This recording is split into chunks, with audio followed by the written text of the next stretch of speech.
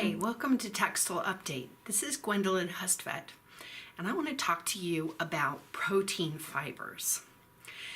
Protein fibers are fibers that are made from protein. Like, okay, I know that was like a given duh, but what is protein? You probably try to eat some of it every day. Even actually, especially if you're vegan or vegetarian, you're really thinking about, where am I going to get the amino acids that my body uses to make proteins? Protein fibers are, well, we have some on our head right here, things like hair. Our fingernails are made out of protein. They're not fibers, but they are polymers. The keratin polymer, same as what our hair is made out of, and in fact, the same polymer that all protein fibers are made out of, except for one, well, or two if we count spiders, which is the silk protein fiber. So protein fibers are made out of amino acids. Amino acids are the mers that form the monomers, and I've talked about this a little bit in a video about wool, just a little intro that I made. And depending on how the DNA suggests that the organism puts together the amino acids, the protein fiber will have different properties. However, we can talk really in general terms about the properties that protein fibers have. The first thing to know is that animal hair fibers are all going to be what we call staple, S-T-A-P-L-E, staple length. Not staple length like, okay, wait. Okay, this is a staple, see? A staple. That's not what we mean by staple length. Staple length can be as short as that staple, or it can be, I'm gonna do it. It can be as long as this hair that I just pulled out of my head. Okay. Anyways, staple just means that it's not as long as a filament, which is miles and miles long. Or it's as long as we want it to be. Or it's as long as the silkworm is capable of extruding it, as long as it needs to be to make the silkworm cocoon. So yes, all protein fibers except for silk are naturally occurring in the staple length. Silk fibers are naturally occurring in the filament length. That doesn't stop us from chopping it up into staple length if we want. So staple, natural fibers like hairs from animals, filament, right, as long as the silkworm needs it to be to make their cocoon. That's one general thing we can say about the property, is that the length of staple length fibers, of protein fibers is either filament or staple. Those are the only two choices, but you get my drift. All right, let's talk a little bit about the pros, the wonderful things about protein fibers. They are very elastic, right? Boing, boing, boing, okay? Some of this, it has to do with the fact that fibers like wool have a natural crimp, right? Or because they have lots of cross-linking within the polymers inside the molecules that lets them, the cross-linking molecules pull the polymers into a position, but then if the polymers want to stretch out of position, they can for the moment, and then the cross-linking molecules pull them back together. This also means that they're very resilient, right? This extra crimp means that you can try to wrinkle it, and then it's not going to hold the wrinkle. Resilient means it doesn't hold wrinkles. And we love this about wool, right? This is something that we know about wool, that wool suits don't wrinkle. That's why dudes wear them all the time. Protein fibers are also very lightweight compared, they have they have a low density, so they're not very heavy for how much space they take up. And that's because there's a lot of space both inside the fibers and just around them that's being taken up by air, which is part of what makes them so nice and insulating, either warm or cool, depending on the climate that we're in. Because, coolers keep things cool, and it's because of the insulation. So insulation doesn't just keep things warm.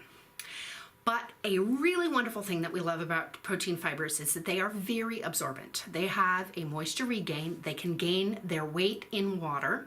They can gain a percentage of their weight in water.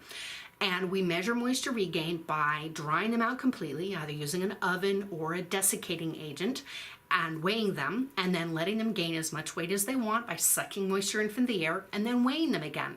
And what do you know? Protein fibers gain between 11 and 18% of their weight. in moisture just from the air. So they're going to really suck up your sweat. They're going to, especially from your feet, they're wonderful for socks. They're going to, you know, in the case of hair that has a lot of moisture regain, right? They're going to stay nice and moist, so they're less brittle. So moisture regain is a wonderful thing about protein fibers. There are some special terms related to moisture that we should be using to sound smart, which is one of my objectives for you.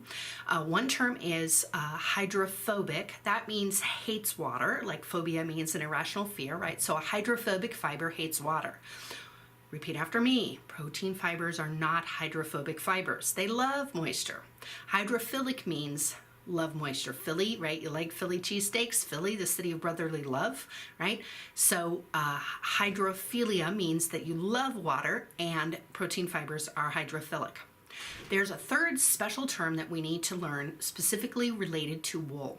Wool is hygroscopic, not hydro. It's not a spelling error, it's hygro. This means that it absorbs moisture, but it doesn't feel wet. So the fact is, on a nice humid day in Texas, my hair will absorb plenty of moisture, wool and our hair. But when we touch it, it doesn't feel wet on the surface, even though I know that my hair has absorbed moisture because it's gotten bigger, right? And fluffier. We all know how that goes. We call it frizzy and hate it, or we can call it fluffy and love it, like cute little fluffy chicks. And loving our hair is what life is all about. There is no time to hate your hair. So hygroscopic means that if we have a pair of socks that are made out of wool, it will suck the sweat away from our feet, but the surface of the wool fiber won't feel wet. It's because the cuticles close behind the moisture and trap it inside there. The cuticles form like a candy shell around the gooey moisture center, and that's perfect because our feet can slide along that fiber and not stick in the moisture, not feel moist, right? And so we're not going to get as many blisters. And that's a reason why wool or protein fibers are really ideal for socks as opposed to polyester or our synthetic fibers, which are hydrophobic. So they're not going to do anything with the moisture except just try to push it away, but then your shoe is full of moisture. Or cotton, which will soak up the moisture, but it will actually still feel wet. And so FYI, that's why hikers and other people in the military are issued wool socks. There's a reason why people who walk a lot wear wool.